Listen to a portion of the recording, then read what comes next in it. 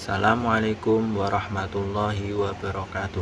Alhamdulillahirabbil alamin wa bihi nasta'in ala umuri dunya waddin sayyidina wa maulana Muhammadin wa ala alihi wa sahbihi ajmain. Kepada yang terhormat Ibu Alifta Lutfia Zahra SEMPD dan tidak lupa kepada teman-teman yang saya banggakan. Di sini saya akan mempresentasikan tentang kebijakan fiskal mengenai anggaran pendapatan dan belanja negara. Apa sih yang dimaksud anggaran pendapatan dan belanja negara? Anggaran pendapatan dan belanja negara atau APBN merupakan rencana keuangan tahunan pemerintah Indonesia yang disetujui oleh Dewan Perwakilan Rakyat atau DPR. APBN berisi tentang daftar sistematis dan terperinci yang membuat rencana penerimaan dan pengeluaran negara selama 1 tahun. Yang selanjutnya ada fungsi APBN. APBN memiliki beberapa fungsi penting dalam perekonomian suatu negara. Yang pertama ada fungsi alokasi, yaitu APBN digunakan untuk mengalokasikan sumber daya negara dalam menyediakan barang dan jasa publik seperti infrastruktur, pendidikan, kesehatan, dan keamanan. Fungsi ini bertujuan untuk mengatasi kegagalan pasar dan memastikan kebutuhan dasar masyarakat terpenuhi. Yang kedua ada fungsi distribusi, yaitu APBN berperan dalam mengurangi kesenjangan ekonomi dan sosial melalui distribusi pendapatan seperti subsidi, bantuan sosial, dan transfer ke daerah yang membutuhkan. Dengan fungsi ini, pemerintah berupaya menciptakan keadilan sosial bagi seluruh lapisan masyarakat. Yang ketiga, ada fungsi stabilisasi, yaitu APBN digunakan untuk menjaga stabilitas ekonomi, termasuk mengendalikan inflasi, pengangguran, dan pertumbuhan ekonomi. Contohnya, pemerintah dapat meningkatkan belanja saat resesi atau mengurangi belanja saat inflasi tinggi untuk menstabilkan ekonomi. Yang keempat ada fungsi perencanaan, yaitu APBN menjadi pedoman bagi pemerintah dalam merencanakan dan melaksanakan program-program pembangunan selama 1 tahun. Fungsi ini memastikan bahwa pengeluaran dan pendapatan negara selaras dengan prioritas pembangunan nasional. Yang kelima ada fungsi pengawasan, yaitu APBN berfungsi sebagai alat pengawasan terhadap pengelolaan keuangan negara. DPR dan Badan Pemeriksaan Keuangan mengawasi penggunaan anggaran sesuai dengan tujuan yang telah ditetapkan, transparan, dan akuntabel. Yang keenam ada fungsi otorisasi.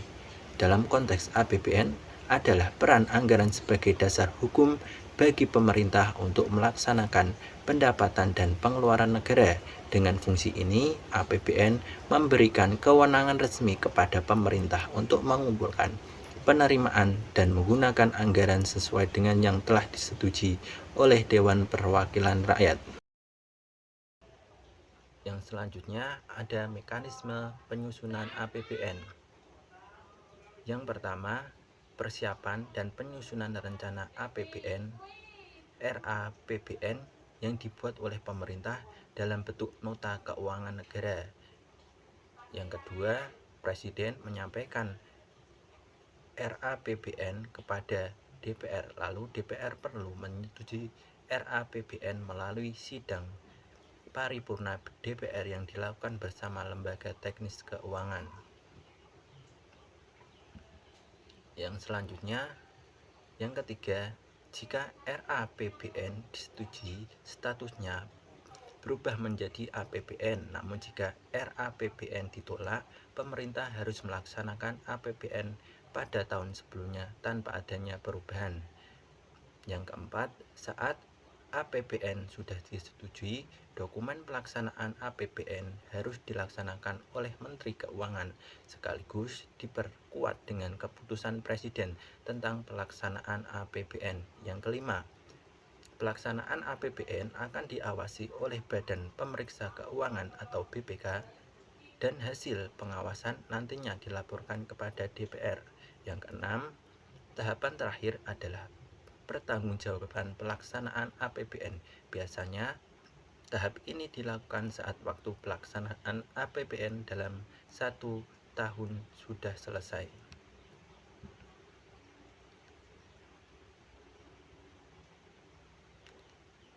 Yang selanjutnya ada tujuan penyusunan APBN.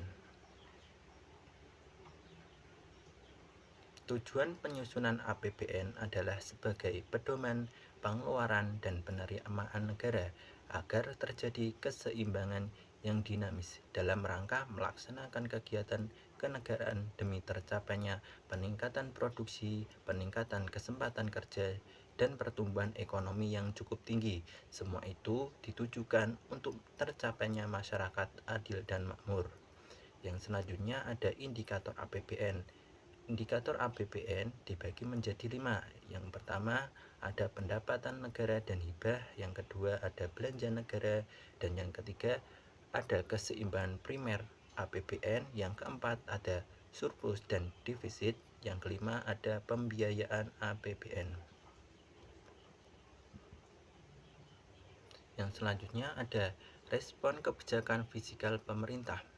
Kebijakan fiskal memiliki berbagai respon strategis untuk mendukung stabilitas ekonomi dan pembangunan berkelanjutan.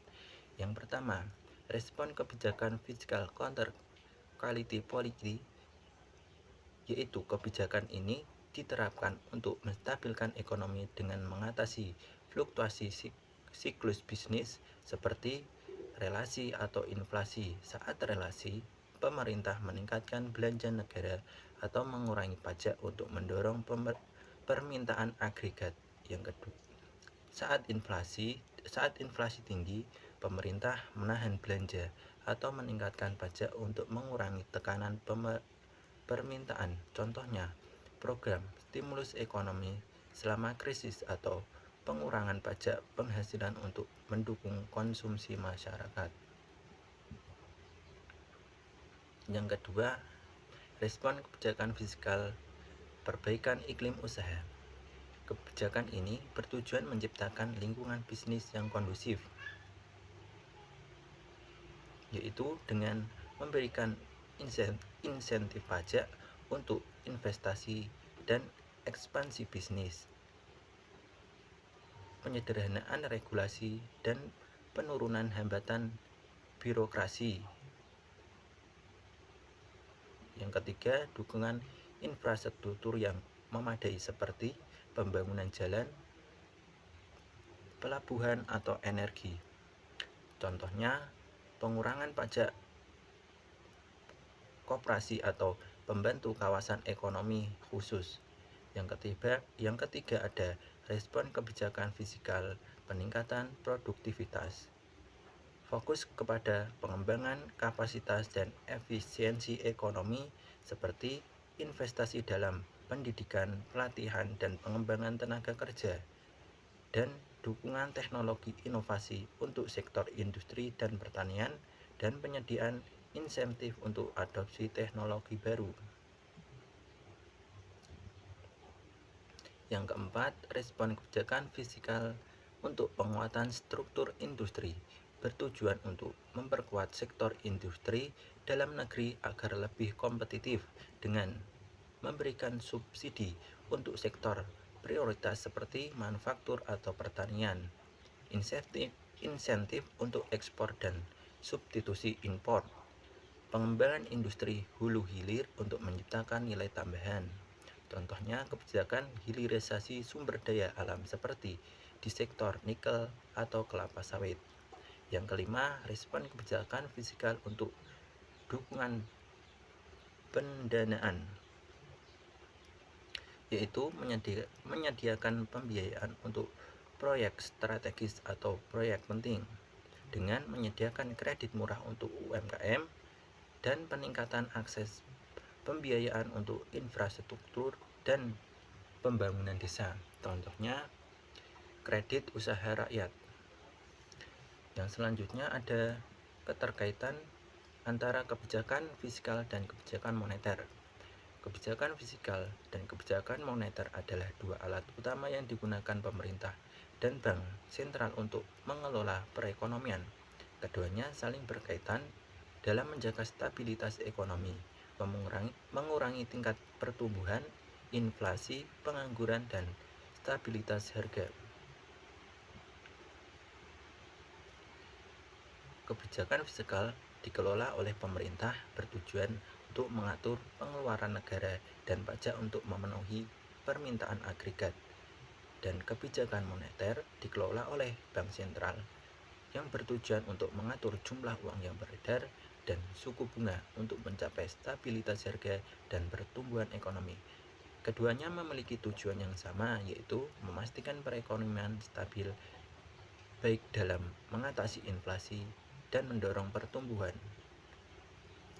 Sekian dari saya. Apabila ada salah tutur kata yang tidak berkenan, saya minta maaf yang sebesar-besarnya. Wabillahi taufiq wal hidayah. Assalamualaikum warahmatullahi wabarakatuh.